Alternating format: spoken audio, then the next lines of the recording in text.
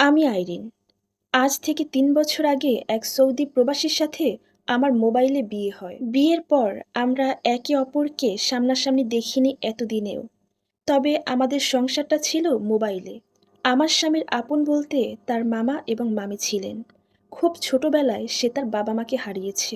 যাই হোক, বিয়ের পরে আমিও তার মামা-মামির কাছেই থাকতে শুরু করলাম। তারা আমাকে খুব ভালোবাসতো। আর আমার স্বামী, সে তো আমাকে পাগলের মতো ভালোবাসতো। আমি যখন যেটা চাইতাম, সে প্রবাসী থেকেই আমাকে সব কিছু দেওয়ার চেষ্টা করত। আমার স্বামী বিয়ের আগে কোনো মেয়ের সাথে ফোনে পর্যন্ত কথা বলেনি। কিন্তু আমি ওই মানুষটার সাথে ফোনে মিষ্টি মিষ্টি কথা বললেও তাকে ভালোবাসতাম না। আমি ভালোবাসতাম আমাদের এলাকার অন্য একটা ছেলেকে। যেহেতু আমি একজন প্রবাসীর বউ, তাই বিয়ের পরেও বয়ফ্রেন্ডের সাথে সম্পর্কটা খুব সুন্দরভাবেই চালিয়ে যাচ্ছিলাম। এভাবেই আমার দিন যাচ্ছিল। এর মাঝে হঠাৎ একদিন আমার স্বামী আমাকে জানায় সে ছুটি পেয়েছে। আগামী ৪ দিনের মধ্যে সে বাংলাদেশে আসবে। সে আমাকে জিজ্ঞেস করল, তোমার জন্য আমি কি কি গহনা নিয়ে আসব। তার এই কথাটা শুনে আমার মাথায় আকাশ ভেঙে পড়ল। তখন আমি তাকে বললাম, তোমার কোনো গহনা আনতে হবে না, তুমি টাকাগুলো আমার অ্যাকাউন্টে পাঠিয়ে দাও। এরপর তুমি দেশে আসলে আমরা দুজন একসাথে মিলে গহনা কিনব। আমি বলতে মানুষটা এতটাই অন্ধ ছিল যে আমি বলার সাথে সাথে সে বেশ অনেকগুলো টাকা আমার অ্যাকাউন্টে পাঠিয়ে দেয়। তবে বিয়ের পর থেকে আজ পর্যন্ত ওই মানুষটা বিদেশ থেকে আমার জন্য অনেক গহনা পাঠিয়েছে। আমি সেই সমস্ত গহনা এবং টাকা নিয়ে আমার বয়ফ্রেন্ডের হাত ধরে পালিয়ে গিয়েছিলাম সে দেশে আসার আগেই। এরপর আমার স্বামী দেশে এসে আমাকে না পেয়ে তার মামা মামিকে জিজ্ঞেস করলো আমার কথা, আমি কোথায়। তখন তারা জানালো আমি একটা ছেলের হাত ধরে পালিয়ে গেছি, আর এটা তারা নিজেই দেখেছে। কিন্তু এই কথাটা আমার স্বামী কিছুতেই তখন বিশ্বাস করতে পারছিল না। সে তখন খুব কান্নাকাটি করলো। আর তারপর সে দিন রাত পাগলের মতো এদিক সেদিক ছুটে বেড়ায় আমার খোঁজে।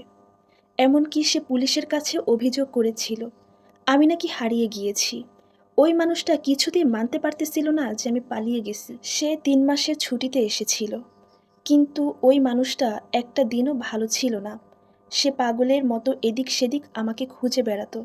তার হাতে আমার একটা ছবি নিয়ে লোকেদের দেখিয়ে বেড়াতো এই মেয়েটাকে কোথাও দেখেছে কিনা। একদিন সকালবেলা আমরা একটা হোটেলে খাবার খাচ্ছিলাম। তখন আমার বয়ফ্রেন্ডকে আমি আমাদের বিয়ের ব্যাপারে প্রশ্ন করছিলাম, কিন্তু ওই মানুষটা বিয়ের ব্যাপারে একদমই আগ্রহী না, কারণ সে তো প্রতিনিয়ত আমাকে ভোগ করতেছে। আমার টাকা পয়সা গহনা সব কিছুই তো সে আত্মসাৎ করেছে। এখন আমাকে দিয়ে সে কি করবে।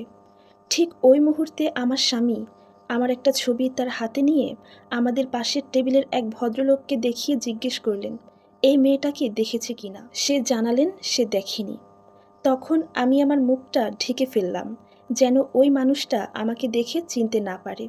এরপর আমার স্বামী আমার বয়ফ্রেন্ডকে এসে জিজ্ঞেস করতেছে, এই মেয়েটাকে আপনি দেখেছেন, আপনি কি ওকে চেনেন। তখন সে জানালেন না, আমি ওকে চিনি না। সেদিন দুপুরবেলা আমার বয়ফ্রেন্ড আমাকে নিয়ে একটা পতিতালয়ে যায়। সেখানে গিয়ে ৫ লক্ষ টাকার বিনিময়ে আমাকে বিক্রি করে দেয়। তখন আমি তাকে বললাম, তুমি আমার সাথে এমন করছো কেন, তুমি এটা করো না, তুমি আমাকে এখানে রেখে যেও না, চলো আমরা বিয়ে করে ফেলি।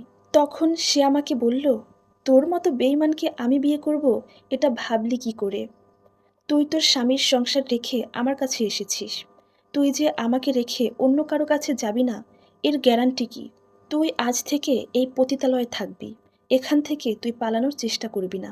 যদি পালানোর চেষ্টা করিস কিংবা এখান থেকে পালিয়ে যাস, তাহলে আমি তোর এবং আমার অন্তরঙ্গ মুহূর্তের ভিডিওগুলো পাবলিক করে দিব।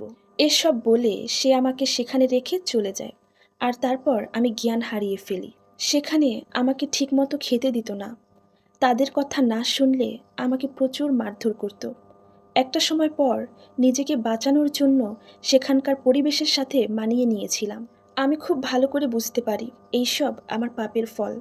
আর এতদিনে আমার স্বামীও বুঝতে পারে আমি হারিয়ে নয় বরং পালিয়ে গিয়েছি। এরপরও ওই মানুষটা আমাকে খুঁজতে খুঁজতে পাগল হয়ে গিয়েছিল।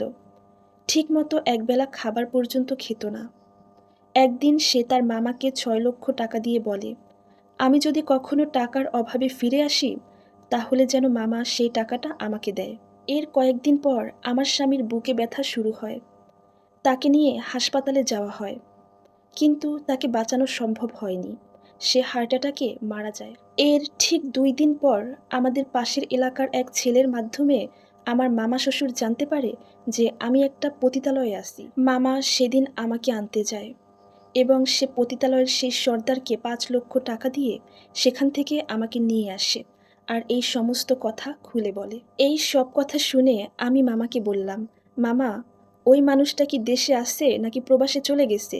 সে যদি দেশে থাকে তাহলে আপনি একটু আমাকে তার কাছে নিয়ে যান, আমি তার ২টা পা ধরে ক্ষমা চাইব। তখন মামা আমাকে একটা কবরের কাছে নিয়ে গেলেন এবং বললেন, তোমার স্বামী আর বেঁচে নেই। মরার আগেও সে আইরিন আইরিন করতে করতে তার শেষ নিঃশ্বাসটা ত্যাগ করেছিল।